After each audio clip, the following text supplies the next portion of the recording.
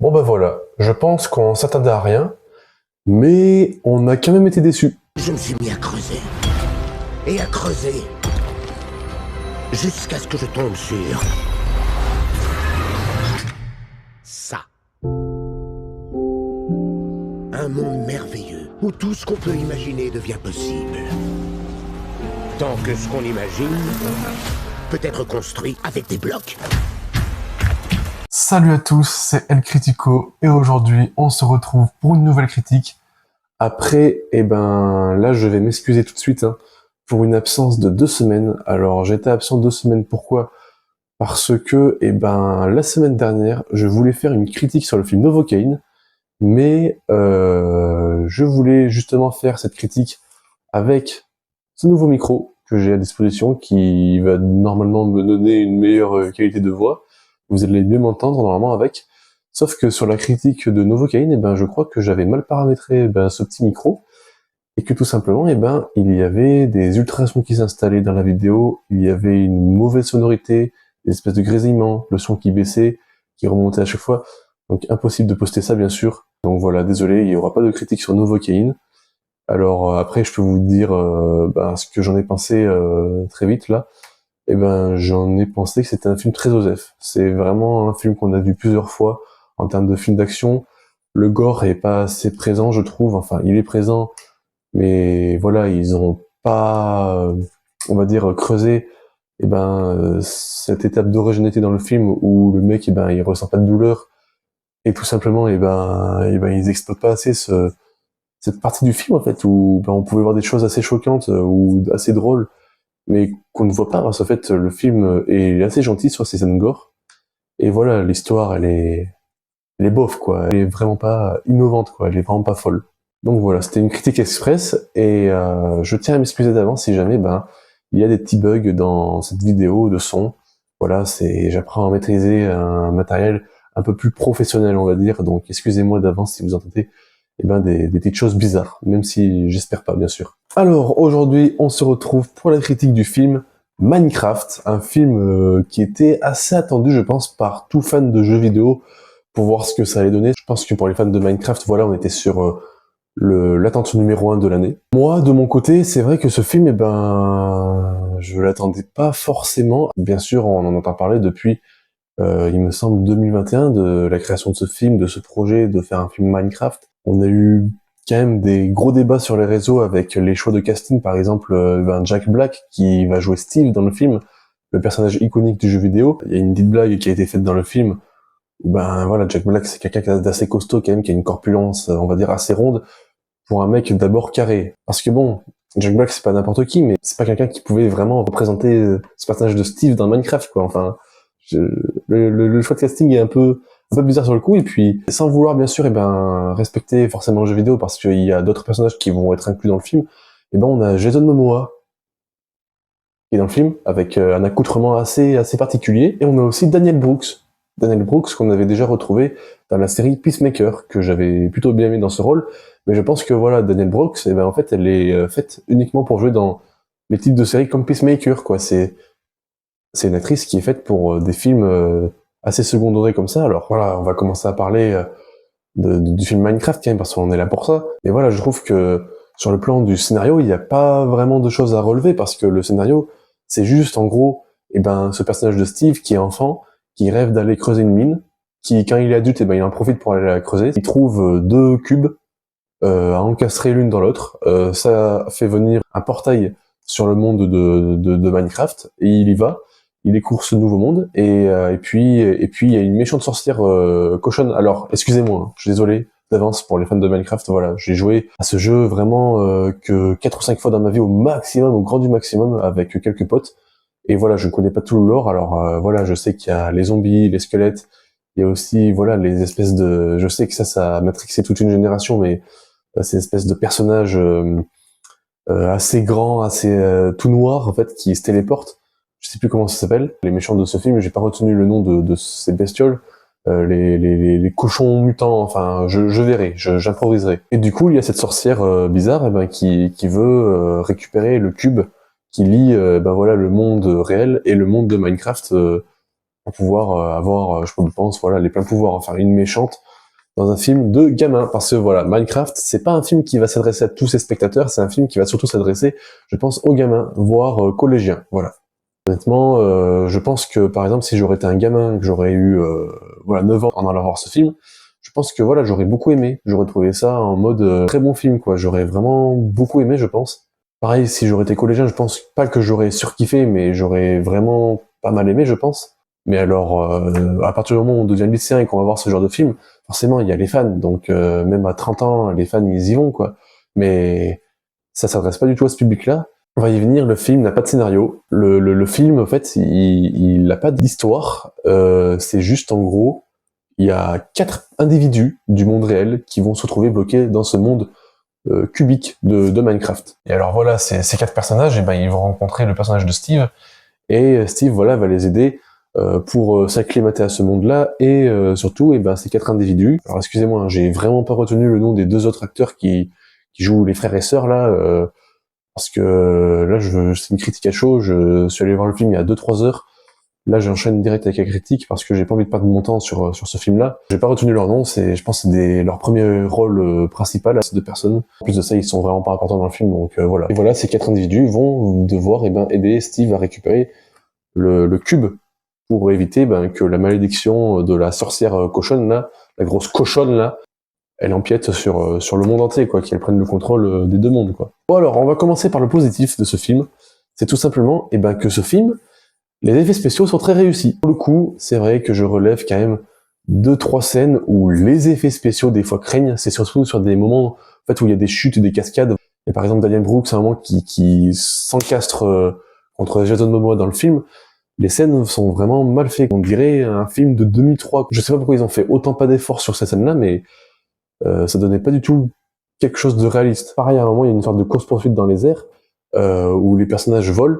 Et ben, il y a des moments où on a des zooms sur les visages de Jason Momoa et de Jack Black, et putain, les fonds verts, faites un effort, quoi. Après, hormis ça, les animaux faits de façon cubique sont vraiment très bien réussis.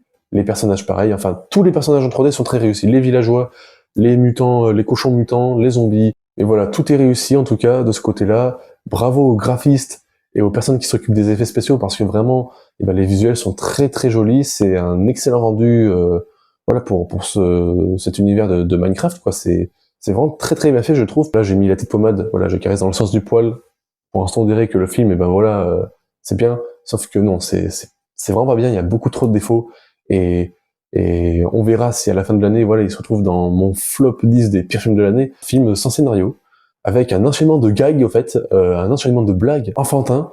Enfin, c'est fou parce qu'en fait, ce film, je sais pas, le lore de Minecraft, je pense qu'il y a quand même de quoi raconter pas mal de choses. Enfin, il y a beaucoup d'endroits, je pense, qu'on n'a pas encore exploré dans le film. Heureusement, je suis allé voir ce film avec un pote qui se connaît beaucoup en jeux vidéo, d'ailleurs, je vous mets sa chaîne en description, allez vous abonner. Ce pote-là, il s'y connaît, quoi, en jeux vidéo, et il a joué beaucoup à Minecraft, et il m'a dit, voilà, qu'il y avait certaines choses du lore de Minecraft qui n'étaient pas encore sorties dans le film. Donc voilà, je pense qu'une suite est prévue, surtout, attention, hein, il n'y a pas une scène post-générique, mais 2 scènes post-génériques. La deuxième nous tease clairement une suite, quoi, donc je pense qu'il va y avoir une suite et on va en apprendre un peu plus sur cet univers. Mais il y avait quand même quelque chose de mieux à raconter, je pense, plutôt qu'une histoire assez enfantine. Donc voilà, dommage de ce côté-là que le film ne va pas puiser, voilà, dans ce lore qui a l'air quand même d'être vachement intéressant, et qui ne s'en servent pas beaucoup, parce que c'est vrai qu'en termes de paysage, dans ce film, on n'en voit pas beaucoup. On voit, voilà, des arbres cubiques, on voit, voilà, toutes les formes carrées de l'univers, le ciel, on voit beaucoup le ciel dans le film, on voit beaucoup de montagnes. Et par exemple, il y a un moment où, voilà, ils vont dans un village, alors je sais pas lequel est le nom de ce village, mais ils vont dans un village, mais ce village-là, il y a une attaque avec les cochons mutants, il y a une espèce de scène d'action, et juste après cette scène, ce village, on ne le voit plus. On se retrouve dans des maisons de champignons bizarres. Dans le scénario, c'est le gros bordel. On a d'abord, au début du film, ces 4 personnages qu'on rencontre les uns après les autres. Alors, le personnage de Daniel Brooks, on s'en fout complètement dans le film, d'ailleurs. Son personnage, on s'en tape, mais on s'en cogne d'une puissance. C'est juste une personne, voilà, qui enchaîne les petits métiers, qui vit une vie assez compliquée pour financer, je pense, son appartement, des choses comme ça.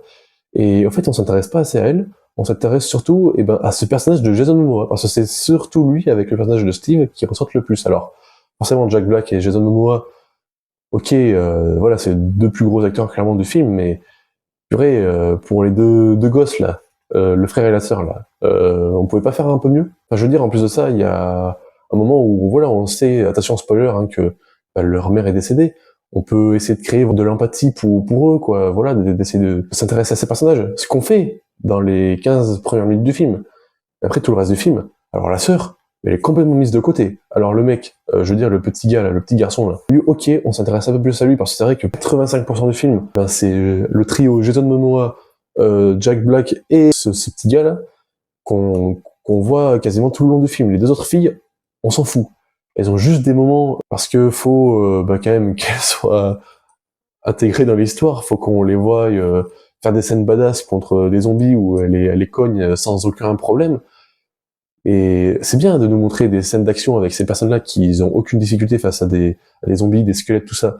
Ok, mais essayer de développer parce que ces personnages-là, je suis désolé, mais elles sont complètement mises de côté, quoi. On les voit absolument pas du film quasiment. C'est fou quoi, autant mettre deux personnages de côté, quoi. Je sais pas ce que fout Daniel Brooks dans ce film, mais elle a dû encaisser un bon chèque, mais pour vraiment, je rigole pas. Même pas 30 minutes d'apparition à l'écran, quoi. D'un côté, je me dis que Jason Momoa et Jack Black sauvent peut-être un peu le film via leur, voilà, par leur façon d'être, on va dire, leur charisme qui ressort à l'écran, parce que c'est deux acteurs quand même vraiment, je trouve, assez talentueux, surtout pour Jack Black. C'est clairement eux deux qui portent, je trouve, un peu le film, voilà, ce qui donne un intérêt au film de se regarder. Mais alors, en ce qui concerne le petit garçon, purée, j'en ai vu des personnages mal construits dans un film, alors celui-là, il fait partie clairement des moins bien construits d'un film. Hein. On se le tape pendant 50% du film, ce mec est purée, purée quoi, c'est lourd quoi à supporter. Il y a un moment, j'ai ressenti des frissons de gêne. La scène de bataille finale, il est avec sa sœur, ils arrivent avec des pioches ou des armes là sur les épaules, en mode voilà, gros film d'Hollywood, gros film d'action d'Hollywood, gros personnage badass. Et il dit ouais t'es prête. Mais genre ils le font vraiment en mode premier degré, une scène badass premier degré. Mais vu que en fait les deux n'ont pas de charisme et les deux personnages on s'en bat les couilles, et ben ça ne marche pas en fait. Ça ne marche tout simplement pas. Pareil, il y a un moment où ce garçon il va s'engueuler avec le personnage de Jason Momoa dans le film, et les deux vont, on va dire, se disputer, pas ne plus parler, mais voilà, il va y avoir une espèce de cassure, sauf que cette cassure, on la ressent pas, parce que les deux, on les a jamais vus quasiment communiquer du film. Les deux personnages, voilà, qui communiquent le plus de films, bah, c'est Jack Black et Jason Momoa, clairement. On ressent encore, peut-être, voilà, de l'amitié entre les deux personnages, mais, alors vraiment, en ce qui concerne le personnage de Jason Momoa et ce petit gamin, là, eh ben, on s'en fout! C'est terrible comment on s'en fout. Ils pouvaient ne plus se voir du film, on n'aurait rien ressenti, quoi. C'est dingue, quand même, de mettre autant un personnage à l'ouest, quoi. Enfin, même pas à l'écart, quoi. À l'ouest. Sa sœur a été à l'écart, mais lui, à l'ouest, ce personnage, vraiment inutile. Jack Black, d'ailleurs, merci, hein, Jack Black, pour nous traduire tout ce qui se passe dans le film, parce qu'il y a des moments où, ben, voilà, ils sont pourchassés par ces espèces de méchants cochons, là. Et il y a des moments où, voilà, ils attaquent avec des boules de feu, des choses comme ça. Et je rigole pas, à chaque moment où les personnages principaux se font attaquer, Jack Black est toujours là pour nous dire, en fait, ce qui se passe à l'écran. Il nous dit à chaque fois, en fait, à chaque fois, il s'arrête comme ça, alors qu'il se fait tirer dessus. Des fois, il y a des flèches enflammées qui viennent sur eux. Ça les touche même pas. Je sais pas comment font pour viser autant mal les ennemis. À chaque fois, il s'arrête et il fait, oh, il nous tire des boules de feu. Ah oui, on le voit, mec. Il n'y a pas besoin de nous décrire, enfin, peut-être que ça fait juste gros rageux, comme je dis, mais tout le long du film, à chaque scène d'action, à chaque bataille qu'il y avait tout le temps Jack Black pour nous dire à chaque fois, eh ben, attention, ils nous attaquent, attention, ils font ci, attention, ils font ça. Mec, tais-toi. Je sais pas, survie, mon gars, au lieu de tout le temps gueuler pour rien. En plus, la voix de Jack Black dans le film, c'est la voix de celui qui fait la VF de Cartman dans South Park. C'est insupportable. Alors vraiment, ça colle pas avec le personnage, mais c'est insupportable, quoi. Vraiment, horrible, quoi. Ça nous pétait les oreilles, quoi. Ça nous pétait les tympans, c'était horrible. Hormis les personnages, parce qu'il n'y en a aucun qui ressent vraiment, hormis ce personnage de Steve. Ok, c'est celui, voilà, qui nous fait le plus découvrir, voilà, le lore de Minecraft, qui, voilà, dit au personnage, voilà, souvent ce qu'il faut faire, il apporte de son expérience, c'est lui le plus fort dans les scènes de baston, on va dire. Et voilà, en parlant des scènes de baston, des scènes d'action, les effets spéciaux, ça rend vraiment très très bien, mais alors la construction des scènes d'action, quand je vous dis que moi, si j'aurais vu ça quand j'aurais eu 8 ans par exemple, j'aurais vraiment kiffé, c'est pas une blague les gars, hein. Mais un adulte de 30 ans qui voit ça, des scènes d'action autant mal construites, assez pas mal filmées pour le coup, mais assez bordéliques quoi, je m'embêterais quoi devant le film, enfin C'est vraiment pas intéressant à voir, quoi, et à suivre. Non, voilà, enfin, je pense qu'on a fait quasiment tout le tour. Il n'y a pas grand chose à dire. Voilà, ce que je n'ai pas compris à la fin du film, c'est pourquoi ma salle a applaudi. En mode, on a vu un chef-d'œuvre, qu'est-ce qui vient de se passer, c'est incroyable, tout le monde a applaudi. Mais alors, vraiment applaudir un film comme ça, les gars, un film aussi moyen, parce que moi, je le redis encore une fois, j'ai le Cinépass, donc je vais voir autant de films que je veux dans la semaine, dans l'année. Voilà, rentabiliser le Cinépass, moi je le rentabilise en déjà un mois. Mais les personnes qui, voilà, vont payer une séance comme ça 15 euros et quelques, bah forcément ils vont vouloir rentabiliser en rigolant. C'était un truc que j'avais ressorti dans ma critique qui ne sortira jamais de Novocaine, c'est que le public faisait que de rire pour des choses pas drôles. Et voilà, c'est pareil pour Minecraft. Sauf que là, c'est grave parce qu'ils rigolent pour des choses, pas qui sont pas drôles, mais des choses qui sont vraiment très très gênantes, quoi. Enfin, vraiment très très gênantes, où j'ai vraiment ressorti des gros frissons de gêne. Et ces personnes rigolent. Alors, ok, peut-être pour rentabiliser sa place de cinéma, ils applaudissent aussi pour rentabiliser la place de cinéma, parce qu'on parle quand même d'un film Minecraft, l'un des plus gros jeux vidéo qui existent dans ce monde. Alors voilà, bravo les gars d'avoir rentabilisé à ce point, parce que vous êtes concernés quand même hein, pour rentabiliser ça comme ça. Hein. Et voilà, Minecraft, ça sera clairement un film qui dans 2-3 ans sera complètement oublié. Même ceux qui ont applaudi dans la salle, je pense que personne ne va le retenir. Je pense qu'en termes de visionnage, enfin en termes de rentabilité, le film va, je pense, être rentable. Il va beaucoup rapporter. Même moi, voilà, qui m'attendais à un gros bordel, et ben, je suis allé voir ce bordel. Je suis déçu, mais j'étais quand même curieux de le voir. C'est vraiment pas, c'est pas du tout un chef-d'œuvre, très très loin de là. C'est un film qu'on oubliera tous, je pense, dans quelques années. Voilà. Vous savez mon avis sur Minecraft, le film. Si vous l'avez vu, n'hésitez pas à me le dire en commentaire si vous l'avez aimé ou pas aimé. J'attends quand même quelques arguments. Surtout pour ceux qui l'ont vraiment aimé, ce film, parce que je pense que vous êtes très très peu. On se retrouvera pour cette prochaine critique. Pensez bien sûr à lâcher un petit pouce bleu, à vous abonner parce que ça fait énormément plaisir et ça m'aide énormément. Et moi je vous dis à la prochaine. Passez tous une très belle journée ou une très bonne soirée. Salut!